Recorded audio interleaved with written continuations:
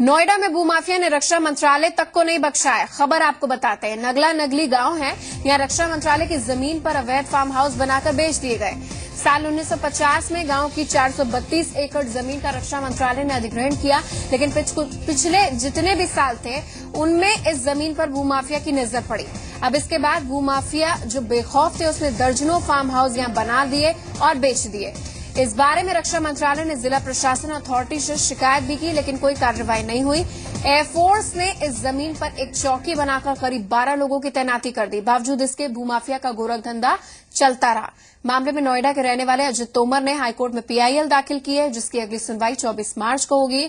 Court में जिला प्रशासन अधिकारियों को हलफनामा देना है कि इतने दिनों तक कार्रवाई इस मामले में हुई क्यों नहीं। 442 एकड़ जमीन तो एयरफोर्स की है, बाकी की जमीन ऐसी है कि जो कुछ पहले बड़े किसान थे छोड़ गए, कुछ लोगों की सीलिंग में जब सीलिंग चली तो उन्होंने जमीन छोड़ दी। वो जमीन कायदे में सरकार को मिलनी चाहिए थी, एलएमसी होनी चाहिए, ग्राम सभा की जमीन होनी चाहिए, सरकार उसकी मालिक होनी चाहिए। इन्होंने मौका देखा और इससे मिल गए आरओ दफ्तर से उस जमीन में नंगला बहरानपुर गांव बना दिया। गाजियाबाद के इंदिरापुरम में पुलिस ने एक ऑटो से अवैध असले की खेप बरामद कर लिया है। पुलिस ने बने और अधबने सैकड़ों तमंचों के साथ बनाने वाले इसको तमंचा किस उपकरण से बनाए जाते हैं वो भी सीज कर लिए। इस पूछताछ में ये तस्वीरें देखिए, खुलासा हुआ है कि अपराधी अवैध असलहों को गाजियाबाद से नोएडा सप्लाई कर रहे थे। 6 आरोपी गिरफ्तार हुए हैं। पूछताछ में इन्होंने बोला है कि हथियार नोएडा में सप्लाई के लिए वो लेकर जा रहे थे। उन्होंने अपना गुनाह कबूल लिया है। यादराम जी मीडिया संवाददाता फोन लाइन पर जुड़ गए। क्या कह रहे हैं आरोपी, कहां से ये बने अधबने हथियार लेकर आए और कहां सप्लाई किस मकसद से कर रहे थे?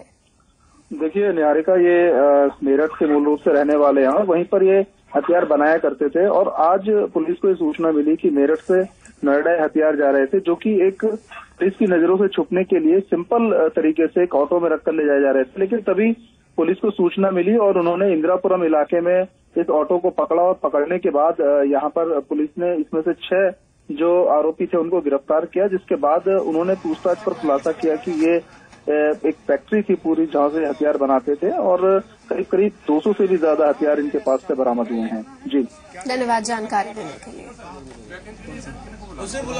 और पुलिस जिनके लिए एक बड़ी कामयाबी है वो क्या कह रही है वो आपको सुनाते हैं।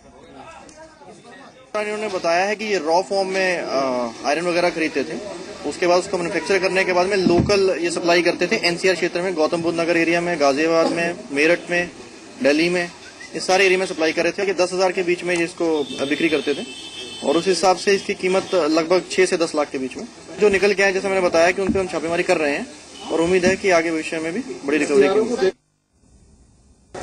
इस दिन में जो है एक आदमी एक ही बना पाता है, एक या 1.5 बस। आज टोटल हम 2 आदमी काम कर रहे थे और जो है 2 पीस बन पा रहे थे, 2 या 2.5। ये ऑर्डर आया था जो लगाऊं में, वहां का ऑर्डर आया था। आगे बढ़ते हैं। स्वाइन फ्लू के बाद अब बर्ड फ्लू से उत्तर प्रदेश में दहशत का माहौल है। प्रशासन की ओर से बर्ड फ्लू को लेकर अलर्ट जारी किया गया है। बर्ड फ्लू से प्रभावित सुल्तानपुर के शुकुल बाजार इलाके में दिल्ली से 10 डॉक्टर्स की टीम पहुंची है। डॉक्टर्स की टीम ने मरीजों का इलाज करना शुरू कर दिया है। वहीं इलाके में पक्षियों का किलिंग ऑपरेशन जारी है। बर्ड फ्लू की आड़ से आजमगढ़ में भी अलर्ट जारी कर दिया गया है। जिलाधिकारी ने पशु चिकित्सा विभाग के साथ वन विभाग को अलर्ट जारी कर दिया है। डीएम ने प्रवासी पक्षी पोल्ट्री फार्म की निरंतर निगरानी करने के निर्देश दिए हैं। मुरादाबाद में बर्ड फ्लू से निपटने के लिए तैयारियां हो रही। मीट कारोबारियों को जरूरी निर्देश दे दिए गए। हालांकि इसके बावजूद जनता की सेहत से खिलवाड़ हो रहा है। दिशा निर्देश का पालन नहीं किया जा रहा। वहीं फर्रुखाबाद में डीएम ने जिले के सभी मीट दुकानों को बंद करने के निर्देश दे दिए हैं। डीएम ने पोल्ट्री फार्म के में भी जांच के आदेश दे दिए हैं। हाथरस में लड़की के साथ अश्लील हरकत और उसके साथी की पिटाई का मामला सदन तक पहुंचा। दरअसल पश्चिम बंगाल में नन बलात्कार और हरियाणा में कथित तौर पर चर्च से तोड़फोड़ की घटना के सिलसिले में जब सरकार की ओर से लोकसभा में वेंकैया नायडू जवाब दे रहे थे, तभी कुछ सांसदों ने उत्तर प्रदेश के हाथरस की इस घटना का जिक्र किया। यहाँ पर आप तस्वीरें देखिए, लड़की के साथ किस तरीके से अश्लील हरकत हुई है। वेंकैया ने उत्तर प्रदेश की इस घटना का जिक्र करते हुए कहा कि ऐसी घटनाओं को रोकने की जिम्मेदारी राज्य सरकार की भी है। केंद्र सरकार पर हर चीज का दोषारोपण न किया जाए।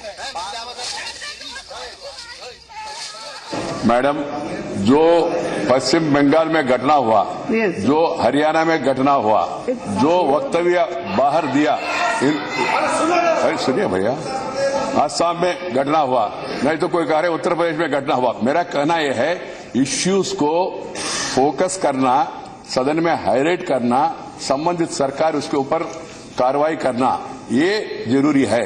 मगर हम ये गलती आपका है, वो गलती इनका है, ऐसा कहना शुरू करें, फिर इसका कोई समाधान नहीं होगा। और फटाफट कुछ और खबरों पर नजर डालते हैं। आगरा में ताजमहल की सुरक्षा में सेंध का मामला सामने आया है। नो फ्लाइंग जोन में एक पैराशूट पहुंचा है, जिसकी वजह से ताजमहल पर लगी सीआईएसएफ सुरक्षा एजेंसियों में हड़कंप मच गया है। जांच पड़ताल शुरू हो गई है। बागपत में खनन माफिया बेखौफ होकर बालू का अवैध खनन कर रहे हैं। सकरौंद गांव के यमुना खादर में खनन माफिया जेसीबी मशीनों के जरिए अवैध खनन में जुटे हैं, जिसके चलते सरकार को राजस्व का नुकसान हो रहा है।